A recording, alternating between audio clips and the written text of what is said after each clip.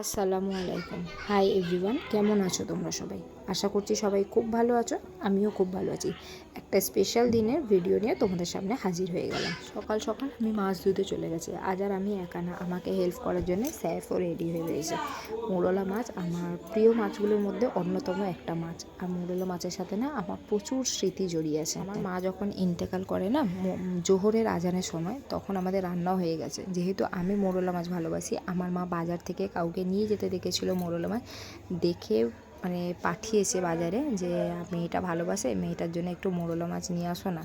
অত বেলায় যেদিন মারা যায়, মানে মোরলা মাছটা বাসছে তখনই আমার মা ইন্তেকাল করেছে। মানে ভাবো আমার সাথে কতটা জড়িয়ে আছে। যাই হোক, আজকে ইরফান দুপুরবেলা লাঞ্চ করিনি, আমি তাই নিজের জন্য আর বেশি কিছু রান্না করিনি। একটু আমার মাম্মি পাপার জন্য মোরলা মাছের ঝাল করেছিলাম আলু দিয়ে, আর ওল সিদ্ধ করেছিলাম, বুঝলে তো, আর একটু ডাল করে নিয়েছিলাম। তারপর সোজা বিকেলবেলা হাজির হয়ে গেছি। অনেক দুদিনের কাঁচা কাপড় ছিল যেগুলো আমার ভাঁজ করা হয়নি, আর আলমারিটাও প্রচুর মেসি অবস্থায় ছিল, আমাকে গোছাতেই হতো। তো সমস্ত কাজগুলো একবারে নিয়ে বসে গেছে। আলমারিটা দেখো পুরো ওলট পালট হয়ে আছে। আমার আলমারি, ছেলের আলমারি, ইরফানের আলমারি, তিনজনের আলমারিরই অবস্থা না খুব খারাপ। যখন আলমারিটা গুছাচ্ছি তোমাদের সাথে শেয়ার করলাম, তোমাদের সাথে আরও একটা জিনিস আমি শেয়ার করছি।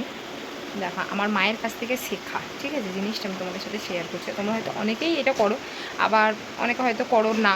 তো আমি করি আমার মায়ের দেখে, আমি সেটাই তোমাদের সাথে শেয়ার করছি। আর এই যে দেখো, এখানে গামছাটা মেলা রয়েছে না, এটাকে একটু ইগনোর করো। ওই সুইমিং থেকে এসে, না সুইমিং থেকে না, আমি আজকে বিকালে গোসল করেছি তো মাথাটা ভিজেছিল, তার বাইরে যাইনি, আমি গামছাটা এখানেই দিয়ে দিয়েছি, বুঝলে। আর আমার চোখ মুখটা দেখে বুঝতে পারছো একটু ফুলেছে, বুঝতে পারছি না, এটা মাঝে মধ্যেই হয় আমার, আয়রনটা কমে গেলে বা হিমোগ্লোবিন কমে গেলে এই জিনিসটা হয় আমার। এবারে ঘুম পাচ্ছে বলে কমেছে, অতিরিক্ত ঘুমাইনি আমি আজকে। সকালবেলা তাড়াতাড়ি উঠে গেছি, দুপুরে জাস্ট 30 মিনিটস মতো একটু রেস্ট নিয়েছিলাম। তো মুখটা এখন আমি দেখছি যে ফোনের সামনে এসে যে আমার মুখটা ফোলা ফোলা লাগছে। তো যাই হোক, দেখো তোমাদের সাথে আমি শেয়ার করছি জিনিসটা। এই ব্যাগটা হয়তো তোমরা অনেকেই চেনো না, এটা আমার খুব কাছের একজন দিয়েছে। এটা সৌমদা বৌদি আমার বার্থডেতে গিফট করেছিল। দেখো, এই দুটো না আমি হায়দ্রাবাদে গিয়েছিলাম গত নভেম্বরে মেবি, তখন থেকে আমার ব্যাগে না এই দুটো পেন রাখা আছে। তো এই পেনটা নিয়ে, মানে ব্যাগটা নিয়ে আমি কোথাও যাই না এমন না, যাই, ব্যাগে অলওয়েজ পেনটা রেখে দিই আমি। কেন রেখে দিই সেটা তোমাদের সাথে শেয়ার করি।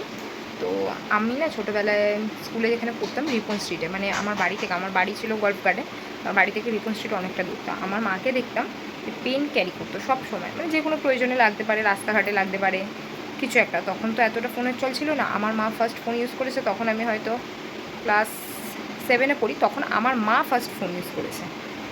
না 7-এ নয়, তার দিয়ে আরেকটু ছোটো। আমার বড়দা আমার মাকে আমার একটা MTS-এর ফোন কিনে দিয়েছিল, আমার ওই নাম্বারটা এখনও মুখস্থ আছে। আমি তখন আরও বড় হয়ে গেছি, আই থিঙ্ক ক্লাস 8-এ পড়ি। হ্যাঁ, 9টা আমার কাছে মেমোরেবল ছিল, ক্লাস 8-এ পড়ি, কারণ ওই ফোন দিয়ে আমি অনেক কিছু করেছি, তো তার জন্য আমার মনে আছে।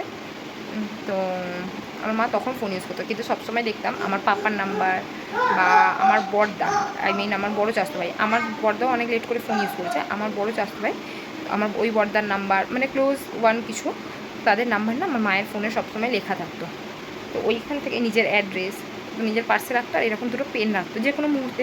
আর আমার মায়ের কাছে আরেকটা জিনিস দেখেছি আমি, যেটা আমি একদম ক্যারি করতে পারি না, সেটা হচ্ছে জলের বোতল। মানে দুটো জলের বোতল ক্যারি করতো আমার মা রাস্তায়, ঠিক আছে। মানে হঠাৎ যদি কেউ জল চায়, কোনো বাচ্চাকে তো বলা যাবে না হাঁ করে খাও, সে মুখ দিয়ে খাবে, কারণ ওই জন্য একটা ছোট্ট জলের বোতল ব্যবহার করতে, একটা বড় জলের বোতল ব্যবহার করতে। আর আমি একটাই জলের বোতল নিয়ে বেরোতে পারি না। আমি জলের বোতল, ছাতা, রুমাল, এই জিনিসগুলো না আমি ক্যারি করতে পারি না, আমার প্রচণ্ড পরিমাণে হারায়। বা হ্যান্ড মানি পার্স, এখন তো আফটার ম্যারেজ আবার ইউজ করে দেন এখন তাও ইউজ করতে পারছি।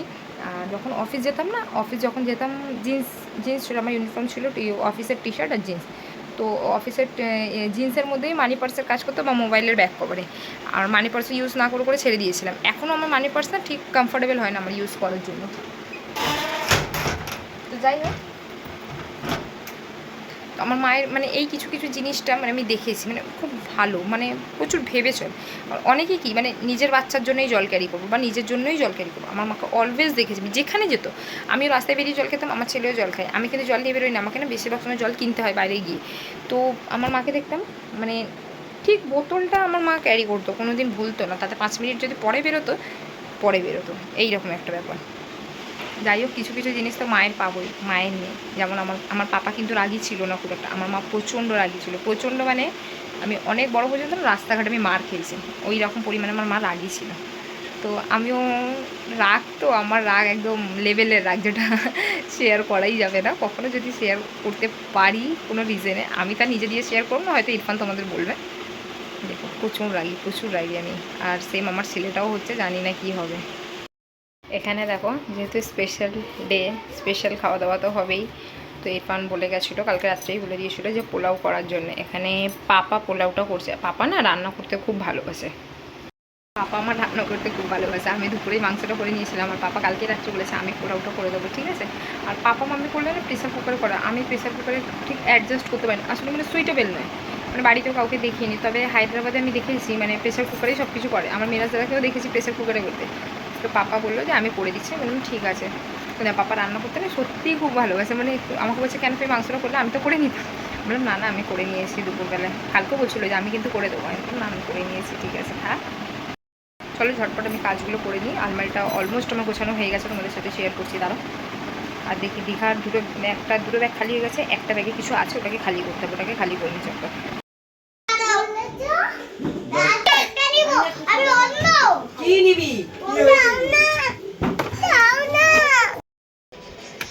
পাশের দোকান থেকে কিনেছি,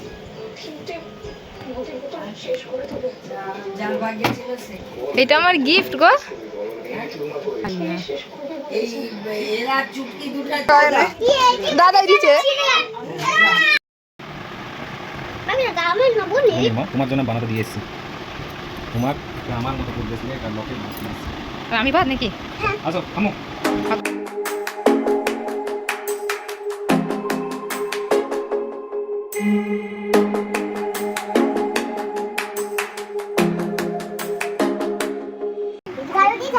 ঘাটা রাখি, বিচন পাতি,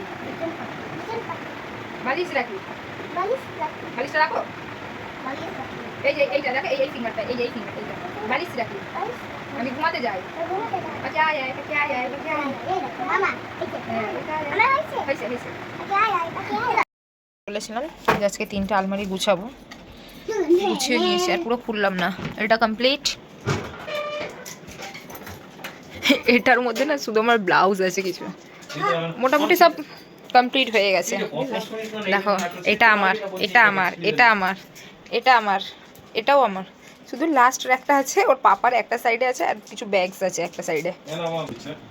এটা ওর পাপার রেগুলার কাপড়, অফিস ব্যাগ বা এমনি রেগুলার ব্যাগ যেগুলো থাকে ওইগুলোই এখানে থাকে, বুঝলে। দেখো আমার এটার মধ্যেও আমার আছে, এটার মধ্যে বেডশিট ফেডশিট আছে, আর এই নিচেটাও আমার কাপড় রাখা আছে। জীবনের কিছু কিছু দিন আমাদের কাছে খুব স্পেশাল হয়ে যায়, মানে না চাইতেই দিনটা হয়তো স্পেশাল হয়ে যায়, না চাইতেই মানুষগুলো আমাদের লাইফে এসে যায়। আমরা না চাইতে না অনেক কিছু করে ফেলি, যেটা আমরা অনেক দিন পরে বুঝতে পারি যে ও এটা আমি করেছিলাম বলে আমার সাথে ভালো হয়েছে, এটা করেছিলাম বলে আমার সাথে খারাপ হয়েছে। তোমাদের বললাম যে আজকে একটা স্পেশাল ডে। স্পেশাল ডেটা কী জানো? আজকের দিনে ইরফান এসেছিল আমার লাইফে, মানে ফার্স্ট মিট আর কি আমাদের। দেখতে দেখতে কিভাবে মানুষটার সাথে 9টা বছর কাটিয়ে ফেললাম না, আমি ভাবতেই পারি না। সাইড থেকে একটু নয়েজ আসছে, তার জন্য সরি। আসলে আমাদের পুচকিটা একটু খেলা করছে তো, আর চিৎকার চেঁচামেচি করছে। তো যাই হোক, দেখলে পাপার পোলাওটা কমপ্লিট হয়ে গেছিলো, আর কাজু আর কিশমিশটা না মানে তখন ভেজে দিতে ভুলে গিয়েছিলো, তো তাই পাপা ঘিতে ভেজে নিয়ে কাজু আর কিশমিশটা মানে পেঁয়াজ বেরেস্তার ওপরে দিল আর কি। কোন হাজব্যান্ড ওয়াইফের মধ্যে অশান্তি নেই বলো তো? সকলের মধ্যেই আছে, আমাদের মধ্যেও হয়তো আছে। তবে ইরফান আমাকে না যতটা বোঝে, আমি হাঁ করলেও বুঝে যায় যে আমি কী বলতে চাইছি, আমার ফেস দেখলে বুঝে যায় যে আমার মুড অফ আছে। কোনো একটা স্পেশাল ডে হয়তো আমার মনে থাকে না, ওর ঠিক মনে থাকে। আমার প্রত্যেক বছর বার্থডেতে আমি বার্থডে ব্লগও শেয়ার করেছিলাম তোমাদের সাথে। আমার জীবনের কোনো স্পেশাল দিনগুলোতে না ও আমাকে প্রচণ্ডভাবে স্পেশাল ফিল করায়। কেমন হয়েছে গো? পাপা করেছে পোলাওটা। মাংসটা কেমন হয়েছে? মাংসটাও দারুণ, খালি একটু স্যালাডের কমি। পোলাওটা ভালো হয়েছিল? কে দিছিল তোমাকে পোলাওটা? আর বিরিয়ানিটা ভালো হয়েছিল? আর মাংসটা ভালো হয়েছিল? মাতান মাতান ভালো হয়েছিল? কতটা ভালো হয়েছিল দেখো দেখি হাত দিয়ে। অতটা ভালো হয়েছিল? কেমনি তেত্তি হয়েছিল? কেমনি তেত্তি হয়েছিল? এমনি তেত্তি হয়েছিল? এই যে একজনা মার খেয়ে পুরো সাইলেন্ট হয়ে গেছে একদম নিচে।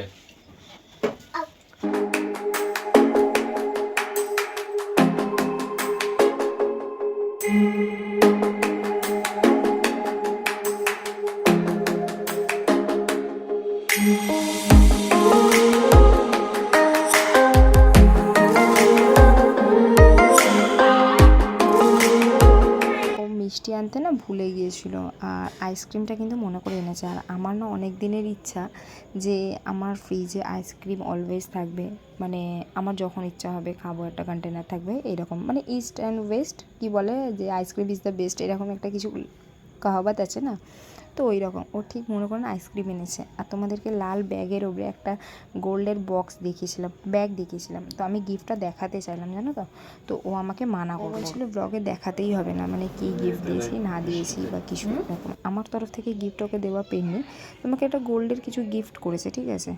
তো মানে আমি পুরো আনএক্সপেক্টেড, আমার রেড কালার ব্যাগটা থেকে তোমাদেরকে তো পেন দেখাচ্ছিলাম আমি, তো আমি যখন না আইসক্রিমটা এনে ফ্রিজে রেখে দিচ্ছি, বলছে যাও তো ফ্রিজের উপরে কিছু একটা রাখা আছে, আমি ভুলে গেছি, ওটা এনে দাও। আমি তখন বুঝতে পেরে গেছিলাম যে ফ্রিজে হয়তো আমার জন্য চকলেট আছে, গিয়ে দেখছি আইসক্রিম আছে।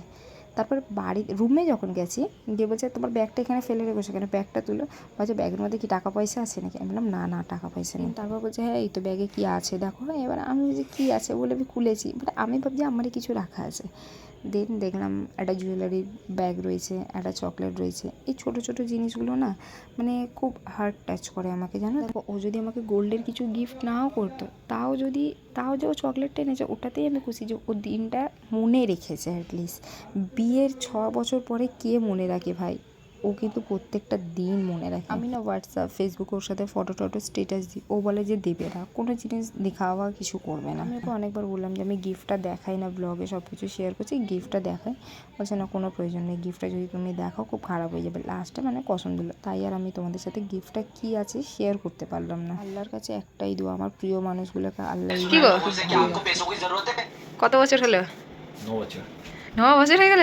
কেমন লাগছে? খুব খারাপ। সত্যি খারাপ? অ্যাডভাইস দাও যারা যারা আছে, মানে হয়তো এখনো আনম্যারিড আছে বা কোনো কাপেল না, এমনি সিঙ্গেল কেউ যদি ভিডিও দেখছে, না, কি না। বলছো, প্রেম করতে বলছো? না, করা উচিত। করা উচিত? কেন? মন দুটোই ভালো থাকবে। শরীর মন দুটোই ভালো থাকবে? হ্যাঁ। তাহলে তুমি কি বলছো, তুমি আমাকে পেয়ে লাকি না লাকি? বাকি আনলাগে না, ভাগ্যে ছিল। হ্যাপি কি হ্যাপি না আমার সাথে? হ্যাপি কেন? হ্যাঁ অবশ্যই হ্যাপি কেন, এত 9 বছর 5 পেরোনো যায়। তাহলে এক বলছি। বছরে অবশ্যই। দেখো ওর কথা শোনার ভেতর দিয়ে কাশি এসে গেছে সত্যিকারে। তাহলে এইভাবেই আমার পাশে থাকবে তো? হ্যাঁ 9 বছর হয়েছে, আরো এখনো 90 বছর কাটানো বাকি আছে। 90 বছর? বাবা অতদিন বাঁচবো না, আমার মা পাপা সব কম বয়সে চলে গেছে, আমিও কম বয়সে যেতে চাই বাবা, যত বাঁচবো তত দুঃখ। কথা দাও এই কথা। এইভাবেই থাকবে তাই তো? হ্যাঁ। যাই হয়ে যাক, যাই হয়ে যায়। যাই হয়ে যাক, মেরে পিঠে তাও রেখে দেবে তাই তো? হুম। আমাকে কথা দিয়েছে যাই হয়ে যাক আমার সাথে এইভাবে থাকবে। বাম হয়েছে। দৌড়ে চলে গেল, কারণ একটুখানি যে ফোনের সামনে এসেছি দুজনে একসাথে, সে ওয়াশরুমে গিয়ে পানি হাঁটতে শুরু করে দিয়েছে। তো যাই হোক চলো, এই ভিডিওটা এই পর্যন্তই রইলো। যদি কিছু ভালো লাগে please to like comment share and subscribe করতে একদম ভুলো না। এই ইয়ে করো কপিরাইট চলে আসবে, আস্তে করো। মশারি খাটানো হয়ে গেছে, সব কমপ্লিট হয়ে গেছে। এ মাম, अब मैं जा रही हूँ सोने। Good night all of you, thank you for watching, Allah হাফিজ। আল্লাহর কাছে তোমরা সকলে দোয়া করো আমরা যেন এইভাবে সকলকে নিয়ে মানিয়ে গুছিয়ে আরও অনেকটা দিন যেন হাসি খুশিভাবে কাটাতে পারি। আলহামদুলিল্লাহ for everything, see you soon.